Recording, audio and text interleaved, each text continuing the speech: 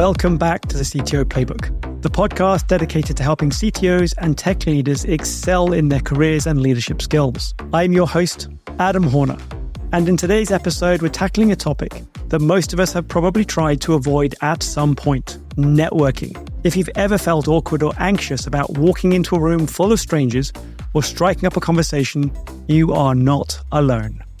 Today, we're joined by someone who felt exactly the same way. Zoe Cunningham is a director at Softwire and author of Networking Know-How. Zoe shares how she went from being terrified of social events to becoming a master networker. So much so that it once led her to an unexpected invitation to fly to China with former Prime Minister David Cameron. But what's even more important is how Zoe breaks down the simple, practical steps anyone, yes, even an introverted tech leader like me, can take to start networking effectively. Whether you're looking to build new career opportunities, strengthen your influence, or just make valuable connections, this episode will give you a playbook you can start using today. So if you've ever felt that networking is just not for you, stick around, because Zoe is here to show us that it's not as daunting as it seems, and that with a few easy steps, anyone can get good at networking. Zoe, welcome to the podcast. Thanks very much for joining us. I would say good morning, but it's actually afternoon for you there, isn't it? That's right. Yeah, I'm starting to get to the end of my day. I'm in Singapore. Fantastic. Really good to have a bit of an international focus to the episode this time around. So for our listeners who don't know you, Zoe, it'd be really good. So you actually started your career as a software engineer, as I'm sure that many of the listeners also did. It'd be great to get a little bit of a background from you on your story from that journey to where you are now. Sure. So I did a mathematics degree, which can lead in a lot of directions, but actually computer programming is one of the more common ones. And I didn't really have any grand plans. I thought I'd be an academic because that was kind of like, I think lots of us think we should be academics because it's kind of all we've known up to university. Kind of the default, isn't it? Right. Exactly. And then a small software company had just started and was advertising for software developers. And I was like, oh, that's like, I've written little programs on my Spectrum. It's like doing that for a job. That'll be amazing. So I applied and started working as a graduate software developer. In fact, the 9th employee for Softwire back in 2000. Wow, number 9. Number 9, exactly. And it's quite unusual that I've actually stayed with Softwire for my whole career. So I'm coming up now to 25 years working for Softwire, which really is a testament to what a great company is to work for. And there was a lot of focus always from the start on, having a good time while you're working and perks, and also trust and kind of like taking people's views into consideration. But the one thing, like beyond all of that, the one thing that really kept me there was actually the ability to grow and develop my career. So I started as a software engineer, and then I kind of joke that I tried to do every single different job in the company that I went to. Being a project manager, which was pretty normal, doing some technical consultancy. I managed recruitment for a while, which was kind of normal for us because we were a small team and so everyone mucked in and did everything. And then in 2009, I made the kind of biggest change in my career and moved to the business development team, which was a bit terrifying, if I'm honest. It's almost like going to the dark side for a lot of software engineers, that isn't it? Exactly. Yeah, exactly. And in a small business, it's kind of like only two parts. Well, we're a software agency, so there's kind of two parts, which is you're either on the kind of delivery technical side or in business development and support. So yeah, it was a total change. The kind of corollary of that is that because it was so far outside my comfort zone, it was also like the biggest learning experience in my whole career. And I think that actually, the more you're just doing things that are similar and reuse your skill set, obviously that's great and very efficient, but the real learning happens when you're doing something very new and very different. And that actually really paid off for me career-wise, because a few years later, I actually became managing director of Softwire. Wow. So from 9th employee all the way to the top. Yeah, exactly. And Softwire was growing all the while as well. So we're currently about 400. 400 employees. at that time, we were smaller, like maybe 80 or so. 25 years in a single role. I know people who haven't had careers that long, never mind tenure in a single company that long. That's really impressive. Yeah. And the real thing, though, it was that I was doing different jobs all the time. So I wasn't doing, I'm actually someone who gets bored really quickly. So it wasn't about doing the same job for 25 years. I don't think I could have stuck with that, but doing lots of different roles. And reinventing yourself along the way. Yeah, exactly. And learning new skills and finding new ways to do things.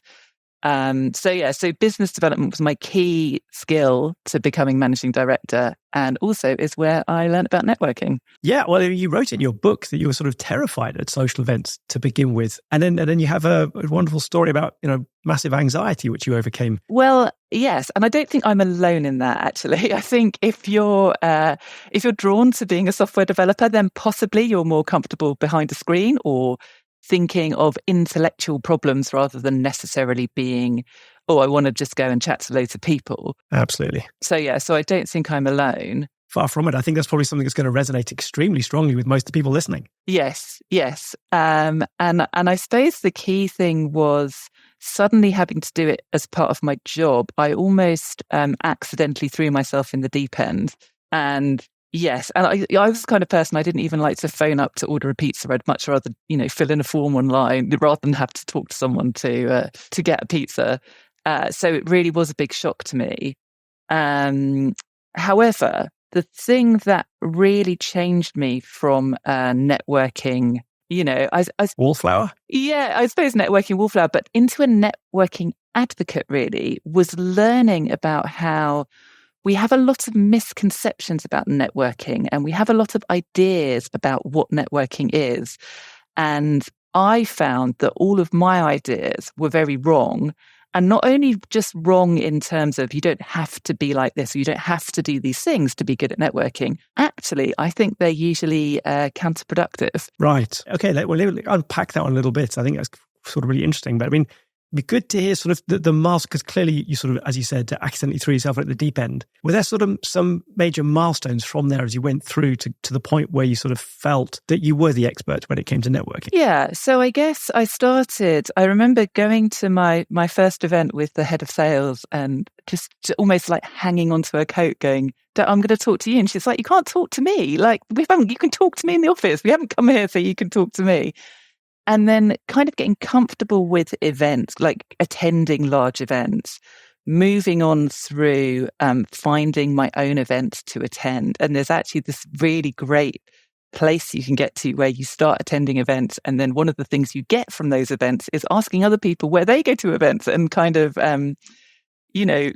building your network that way, I guess. And then realizing that the power of one-to-one connections is so strong, and actually finding that I'm much more, again, for a lot of people, I think it's much easier to network with one person rather than to network with a whole room full of people, which I think not many people think of. And then suddenly starting to have my own ideas about it and really see the benefit and the power of it. I've got a really good example of something that happened to me in 2013, which just shows how you can get these immense outcomes from networking that you couldn't plan for. So if I'd sat down and said, I want to achieve this thing, I wouldn't have known where to start. I wouldn't have been able to make it happen. But through networking, it kind of just arrived in my life. And I was like, that's amazing. I definitely want to do that. So at the end of 2013, I went to China with David Cameron, who was the then Prime Minister, because someone I'd met who was a mentor of someone else who'd spoken at an event I ran, had mentioned my name. And then I got this phone call out of the blue. So that was really super cool.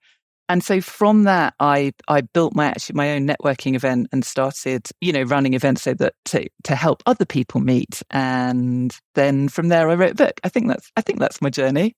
Wow. So yeah, I mean, there's quite a few amazing steps in there, but I guess that key one was, I would like to call it serendipity, but it clearly wasn't serendipity, was it? It was literally a cause of your networking that ended up with you jumping on a plane with David Cameron. Yeah, exactly. I call it like complexity theory, right? I think, and again, it's my way of thinking about networking. I'm sure people who are more like people first, just saying, oh, it's just meeting people and it all works out. Whereas for me, I kind of see it as you've got all these independent agents all trying to help each other and all processing this information and going, oh, that bit goes with that bit. And from that, you get this kind of order from the chaos. Yeah, that results in great things. And it happens when you take a consistent and deliberate approach to networking there, doesn't it? It doesn't just happen by accident. Yeah, well, it comes about as a result of the number of connections and how strong those connections are, if you want to think of it algorithmically. Brilliant.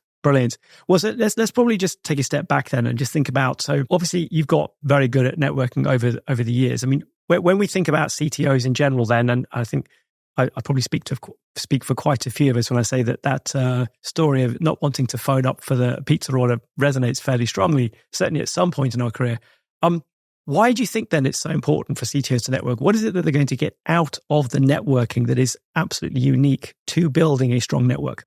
So I think I'd like to kind of go back to my experience where business development, like immersing myself into a business development role, opened up all kinds of doors for me because it was so different from what I was doing before. And actually, in our lives, we all get used to following things in sequence almost. You know, you learn how to do this thing, then you learn how to do this thing, you join this company that's a bit like this company, and you kind of evolve gradually in this kind of very limited way. And what networking allows you to do is to get this totally different perspective and to come across these totally different ideas that can really shake up your worldview in a way that you won't get just by taking the easiest path. So in concrete senses, obviously that means kind of like jobs, promotions, even just social things, like if you move somewhere new, people to hang out with, ideas for things to try, learning about hobbies people do that can enrich your life.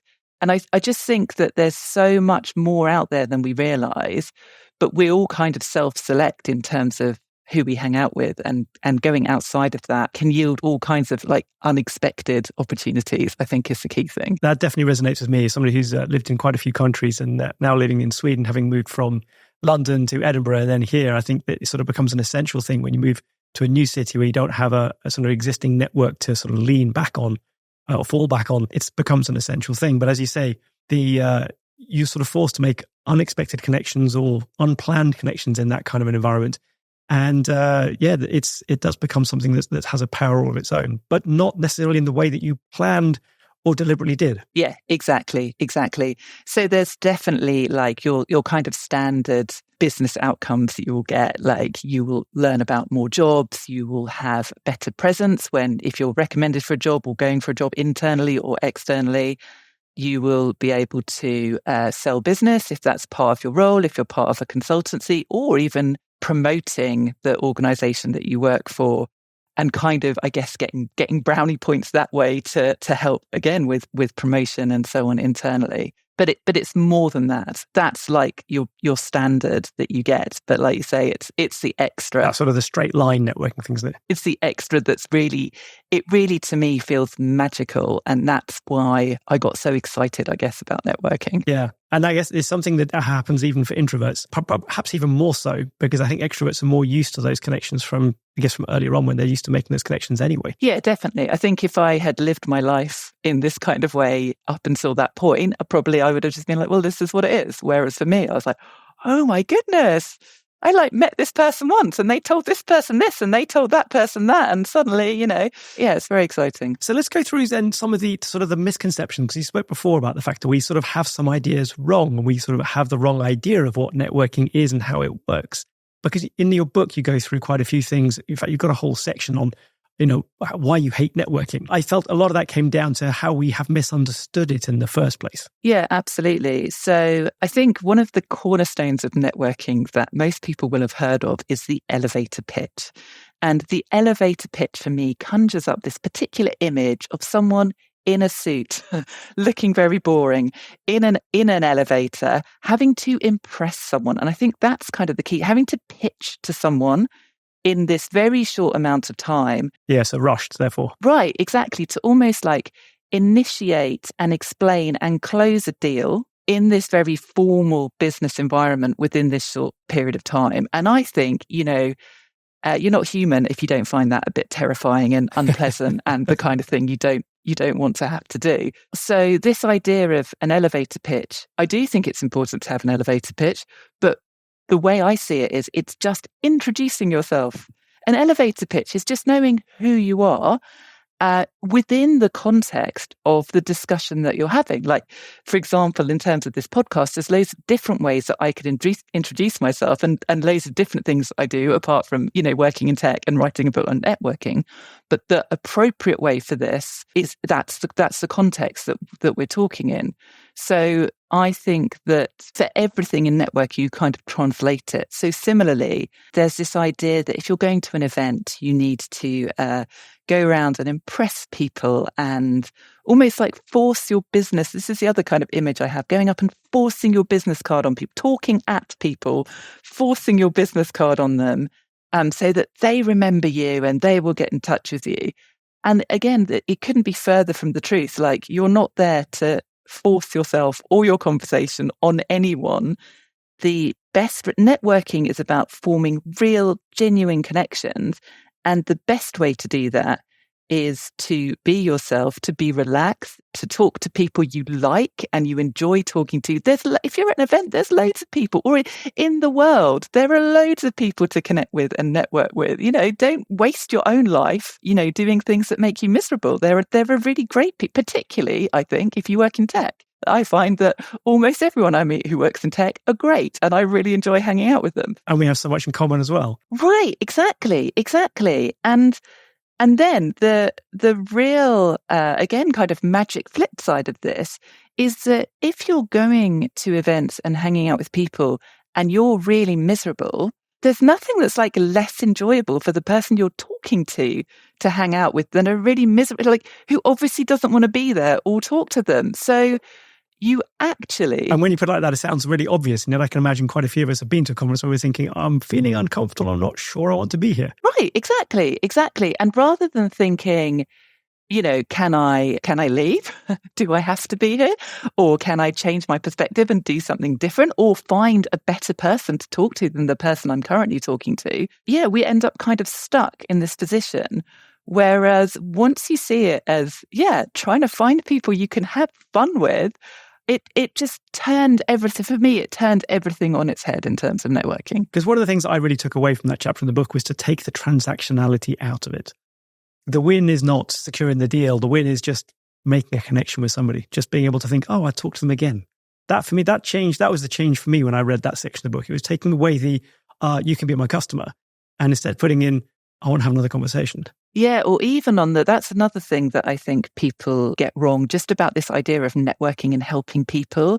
They see it as a kind of tit for tat, like, oh, I've met Adam. I will do this amount of nice stuff for Adam. And then Adam in return will do this amount of nice stuff for me, so that it's all equitable, which of course it's like some sort of bartering system. Yeah, exactly. Like, again, really transactional. And that's quite an unpleasant way, again, to deal with people. Like, it's much more fun to hang out with people who just want to go, oh, Adam, he does a podcast and he's a fractional CTO. Oh, hold on, I know someone who's looking for a fractional CTO. Oh, I just met this person who would be a great podcast guest.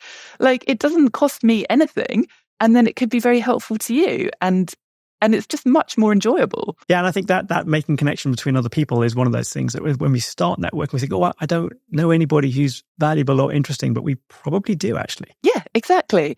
And it also helps encourage you to change your view of people. Like, everyone is useful and interesting within the right context. And so it's much more about listening. So again, this idea that networking is about talking at people and giving them information. It's not. It's about listening and understanding them and seeing, like you say, how they could fit into your network and how you can help them. So we've gone through quite a few examples of bad networking there in a sort of a roundabout way. Are there any other sort of examples of bad networking that you think of and you think that's the way some people think of networking? It's actually wrong. Are you thinking of something in particular?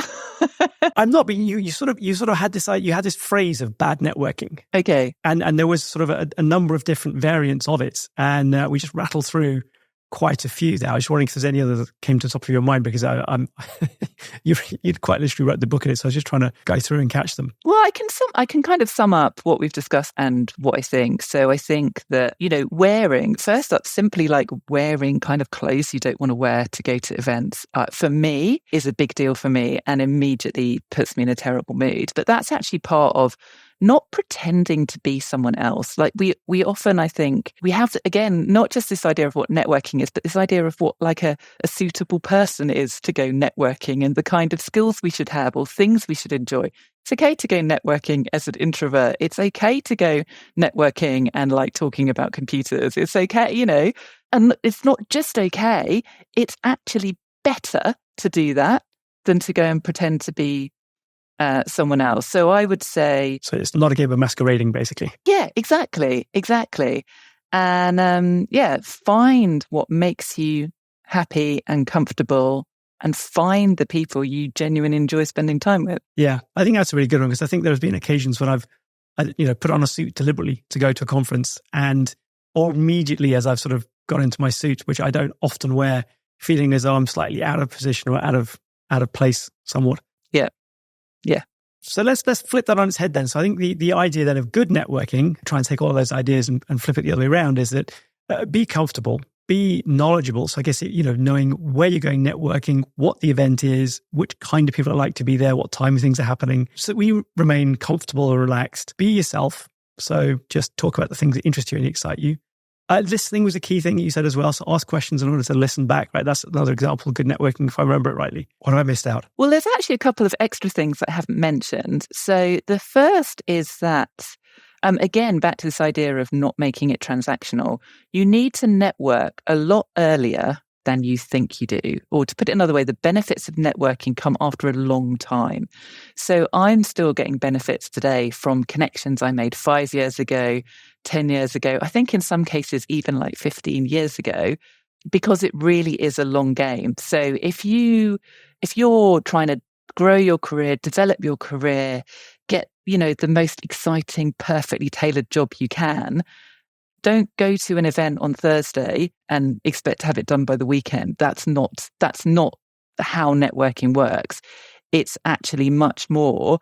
You start building and you start with an intention and build your network and almost just follow as we were saying, it's not such a linear thing. I think we used to, in technology, we're used to thinking quite linearly and quite like this happens and this happens at this time.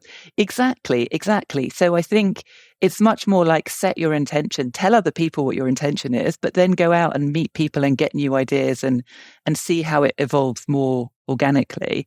And then the other thing I would say is try new things. So back to wanting to stay in our comfort zone. Once you find a group that you really like and you're like, oh yeah, I like these people. I want to we met through CTO Craft, which is definitely I love CTO Craft. It's great. Everyone in it's great. I always meet, lovely people when I go to their events. And there's a lot of benefit, obviously, in continuing to do that.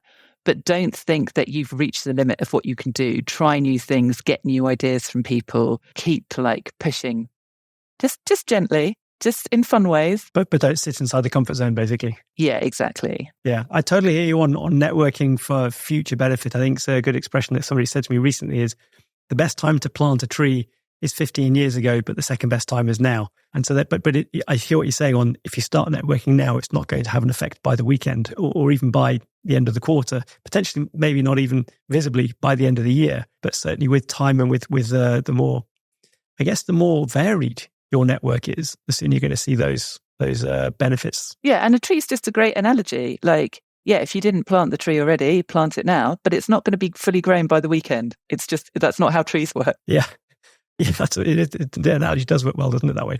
I hadn't thought of that. And, when we're talking about gaining that confidence to go and talk to people, to actually go and introduce yourself, to talk about yourself and talk about them, because I think that's another key thing, is it's making it about the other person rather than necessarily about yourself. Because you mentioned that confidence plays a huge role in doing that. So what can we do to sort of, you mentioned the phrase, fake it till you make it. It's as soon as you started talking about confidence, I'm like, it's all fake it till you make it. Should we chat about that a bit then? Because I think it's more key than any other aspect of confidence. You get confidence from knowing what you're talking about, knowing that you're the equal of everyone else in the room, no matter what they have or haven't done or what their status is or their job title is. We're all just people. We're all equal. So that can help. But really, you just have to fake it till you make it and know that everyone else is doing that as well, right? That I don't know why we're so good at human beings. Like, we're so good at projecting what we want to project and almost like taking everyone in, you know. If you see me at an event, you'd be like, oh, Zoe's just read a book on networking. She's like really comfortable. I'm like, oh, it's still like, it's, you know, every time it's like, oh, new people, what do you do? So yeah, there's an aspect of like getting the ball rolling as well, that if you spend too much time and, you know, and what you focus on, if you spend too much time thinking, oh, I'm nervous, I can't do this, and if instead you think, oh, it'll be fine, I'll just pretend. Have I got my smile on? I've got my smile on. What do I do next? I talk to a person. Great. There's a person. Walk, say some words. And actually, the other thing that I talk about in the book is have some phrases. It's okay to cheat. It's okay to have your like list of like, this is what I'm gonna ask when I talk to someone. I'm gonna say pre-prepared questions. Yeah, exactly. I'm gonna say, how are you finding the event? I'm gonna say, oh, have you been to any other events like this? Yeah, I'm gonna say, what's your favorite talk been? You know, and for me, that enables me to go and start engaging with it. And once you start, you suddenly realize, oh yeah, I can do this. I can talk to people. It's actually okay. And I think the other thing about networking, I've often wondered when I was networking, like I can get into a conversation, I can start talking to one person. And then sometimes I think, okay, now the conversation's come to an end, sort of quite naturally. And I think at a conference, it's actually, or another large networking event where the point of being there is networking. I think that where it is actually much more okay than in other scenarios. Just say, thank you. And then just make your way over to another group of people or another person and repeat effectively. Yeah, absolutely. And I think that the way I put it is that if you go to a networking event and you speak to no one, then that's the problem. But if you go to a networking event and you speak to one person you didn't enjoy talking to and you never leave that conversation because you're too scared to end it and go and talk to someone else, you've actually only met one person more than if you didn't talk to anyone. So I think that it is another key skill. And again, I still don't just go, oh, thanks, and move on. I have my little list of like, what's a good way to end the conversation? And yeah. And then, like you say, it is perfectly normal and natural. And the more you do it, the more you just get used to it. Yeah. So having those key phrases of the key questions you're going to ask are just to break the ice at the beginning. And then those other phrases of whether it's refilling your coffee or finding a glass of water or got to go to the toilets, just to make a natural break in the conversation for you to move away onto another group. Yeah, exactly. Yeah. Is it as easy as that? Is it really just, fake it until you've got there? Well, I think that, again, specifically working in programming, I grew up seeing everything as an intellectual exercise. And my default mode of engaging with something is to like think it through and analyze it and work out what it means. And networking is not that kind of activity. Yeah, sure, I can think, oh, it's like complexity theory and this happens with it, but that's not really the point of it. The point of it is that it's a doing activity. It's a going and talking to people. None of the analysis matters. None of your reasoning and your intellectual understanding matters. Going and doing it and learning by doing. It's that kind of activity, which again is probably a little bit unfamiliar to us, but the more that you do it, the more you get used to it. And how should we think about winning when we're networking? What's actually, when we know it's working versus when it's not? I mean, when we're writing code, we put it to the compiler and the compiler either gives us the green light that it's compiled or spits back a bunch of error messages. Is there a kind of an equivalent for networking? How do we keep score? Yeah, that's a good question. So first up, keeping score sounds a little bit transactional and treating people like a game. So don't think of it in that way. You're definitely not trying to like count or someone suggested the other day that at a networking event, you could like rate the people you'd met in terms of like how useful they were. Or I'm like, well, I mean, yes, you kind of can, but also it's kind of a bit weird, isn't it? Really? So, but in terms of like is it successful? Are you working on it regularly? So did you go to one conference because that was a conference you're going to go to anyway, and then you didn't do anything for a whole year? So are you making an effort like every week or every month or whatever, whatever cadence you can manage? Are you making new connections? Because remember, all the benefits we're talking about, they come from the size of your network and the strength of those connections. So are you making new connections? Are you strengthening the connections you have already? And then finally, are you having fun? Because it's a fantastic, for me, case of if you're not having fun, you're not doing it right. It doesn't matter how many connections you have. It doesn't matter that you scored them all 10 on your rating scale. Like, if you're not enjoying it, it's not going to work. Yeah.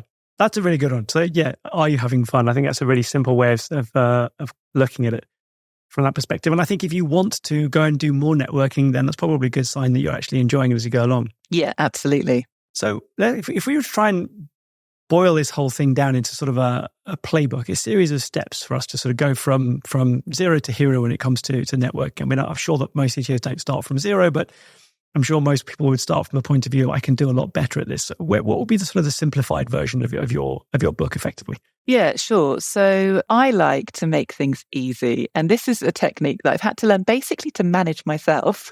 The easier I can make something, the more likely I am to do it. But in the case of networking, that really, really pays off. So the kind of step one, as it were, is recognizing the amount of networking that you're already doing.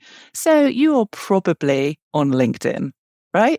You are probably going to the occasional conference. You probably spoke to at least one person while you're at a conference once. You probably know some of your colleagues. You probably know some of your colleagues well enough to have a chat with them, like a social chat with them if you see them in the corridor.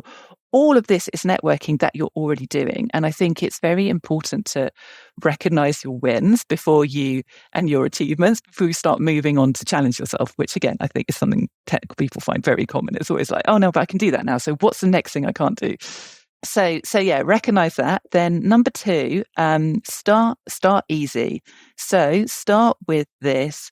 What is a good way to introduce myself that explains who I am as a person? Or what is a fun way to introduce myself? Or what kind of way would I enjoy introducing myself? So kind of craft that introduction. Make plans to go to events that you find fun, like do some research of what's fun, or find the people you already think are fun and go to events with them. Where they're going to be. Yeah, exactly. So, I mean, it's something I found the more I've networked, events again like CTO Craft, where I kind of know some people already because I'm part of the network and we've met people already. Do you know what I mean? Like it has a different atmosphere then, and it makes it much easier to meet the really new people that you've never met before because they know someone else, or you're introduced, or you're just feeling great already. So that's definitely like a good tip, is to utilize the people who are already in your network, which you ascertained in step one. So yeah, so be nice, have fun. Yeah, start with small wins. And then step three, I would say, is really making use of what I call this like magic superpower. Actually, I call it. Someone else I know called it the magic superpower of networking, but it's a great way to think about it, which is one-on-one coffees.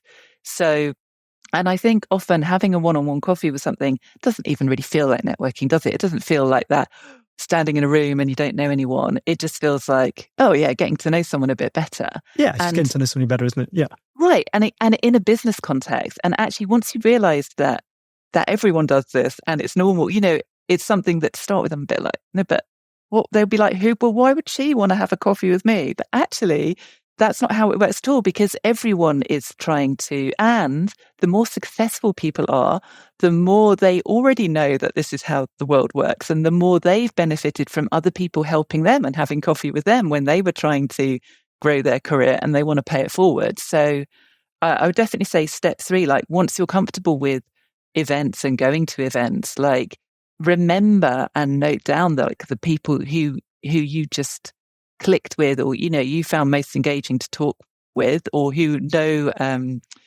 really interesting things that you want to talk about, and have a coffee with them. Again, do it easy. Have one coffee with one person and see how it goes, and then make another plan to have another coffee with another person. It can all be easy if you try. And one of the things you also mentioned in there is to not over-engineer it. So no agenda, no, goal trying to get out of it. Just get to know them, just meet them. Yeah, exactly. Because I think that takes the barrier for entry down for it a bit. And because I always thought, always intimidating. Just as you said, why would this person want to spend 15 minutes with me? But if you put no agenda on it and you just say, well, we just have a chat, we just get to know each other, it makes the barrier quite low and therefore somehow less intimidating on both sides, I think. Yeah, exactly. And also being clear with them, like why you want to meet them. So I think that, again, something that we find a bit threatening as human beings is when we don't really know what someone's agenda is. So actually, rather than saying, let's just have a coffee, you can say, oh, I'm trying to build my network. This is another like secret tip of networking. Just be honest, like as much as you can, wherever you can. Like it's okay to go to an event and go, I don't usually go to events. I'm really scared.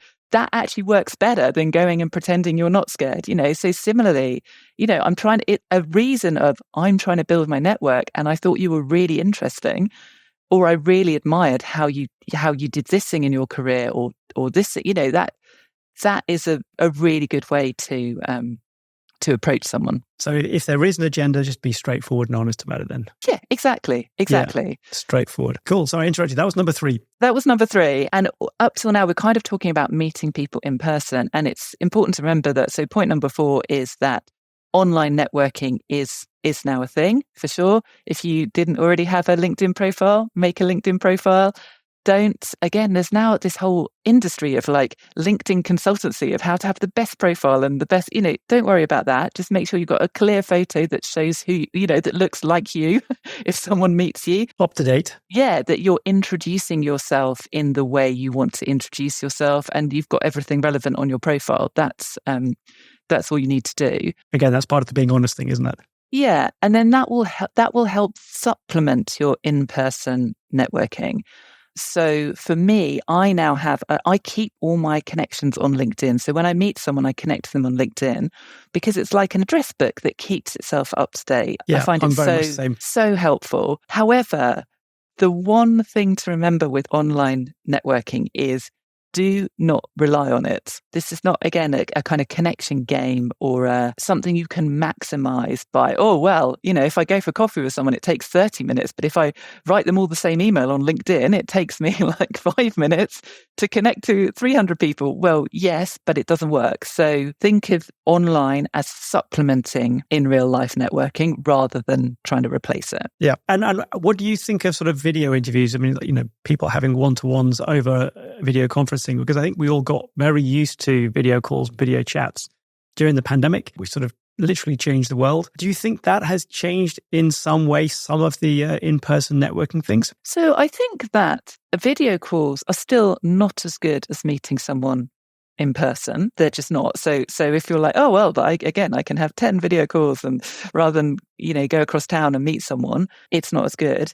However, it's definitely a lot better than not doing it at all. And actually, I feel like, you and I have only spoken online on video calls, but I already kind of know you quite well, right? So yeah, and we bumped into each other very briefly at the CTO conference in London because you actually had a speaking slot at that one, didn't you? Ah, well, that brings me really nicely onto point 5. Well done. That's a seamless transition. So online kind of amplifies your networking. And then anything that I would call kind of like broadcast networking, again, like amplifies what you can do. So if you're writing blog posts that lots of people can read, or if you're speaking at an event, that allows you to make a connection. Again, it's not as good a connection as if you talk to someone one-to-one, but it does allow you to reach more people at once. So I think that this is kind of like the optional extra advanced step. You definitely don't have to do this at all to be good at networking. It's just something to think about if you're like, okay, cool, I'm building my network, I know what I'm doing. I want to take it that little bit further. Yeah, because I sort of think about networking as being something that almost escalates as you go along.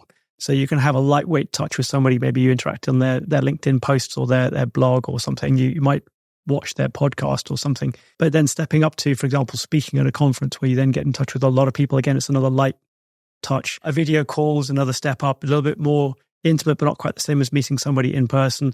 And then, of course, there's the 15-minute sit down for coffee, which is, that really is a kind of an environment where sometimes, shaking hands will take place on a deal.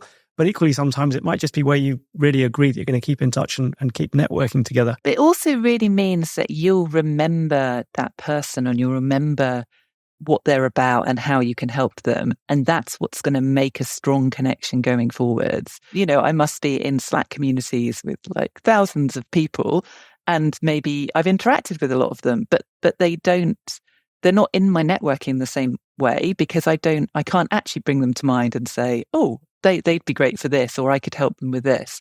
So I think that's, again, it's back to this magic of like how human beings work and how it's all linked to like how our brains work and so on. Yeah. And I think that's sort of the key thing, isn't it? Because what you're mentioning there is how you can suggest and bring them to mind, remember them something, connect them in some way. But I think that brings us back to one of the key points you made in the book, which is that networking is essentially about giving. And it's about not taking away that transactional idea of I get something in return. It's just showing up to help pretty much every single time. Yeah, and there's a story that they used to tell. I actually told this to the younger developers at Softwire recently, and they were like, I've never heard of this before. But in my day, this is the kind of thing that people told you in assembly of someone dies and they go to visit heaven and hell, and they go to hell and it's terrible. There's all this amazing food.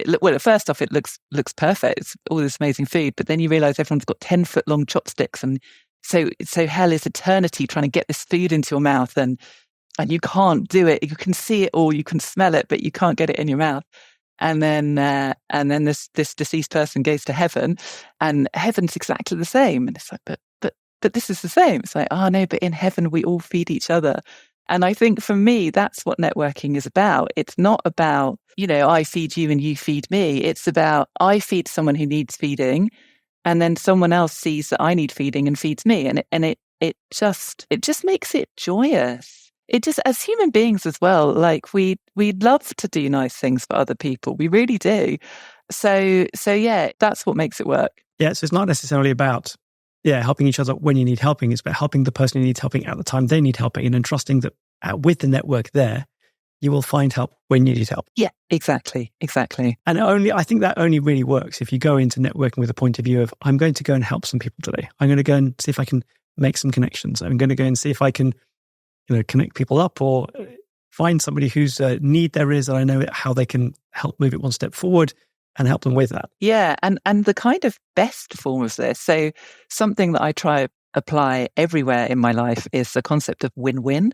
So you get a game like chess, it's win-lose, either I win or you win. You get something like networking, it's win-win, because I can win and you can win at the same time. And I think that those, for me, are the best type of networking interactions, where you can kind of introduce one person with a need to someone else with a need, and they both help each other. And it's kind of like, wow, look at that. Like, everyone's happier. Person A is happier, person B is happier, and I'm happier. It's brilliant. But I think more than that, it's that networking isn't about win-lose. So for somebody to win, somebody else doesn't have to lose. Somebody can win, but the other person has taken 5 minutes of their time. That's definitely not losing. No. And in fact, most often, the kind of things we're looking for are win-win. Like if you want a new job, the job that you get, the person needed an employee to do that job, right? So yeah, it is all very win-win. And I think that pretty much, because you talk about that concept of win-win throughout the book. And I think that's sort of, if you get that to sort of pervade your approach to networking, I think your chances of enjoying networking, having fun networking, just go up massively. Your chances, well, you've got to win, haven't you? Because those are the only options.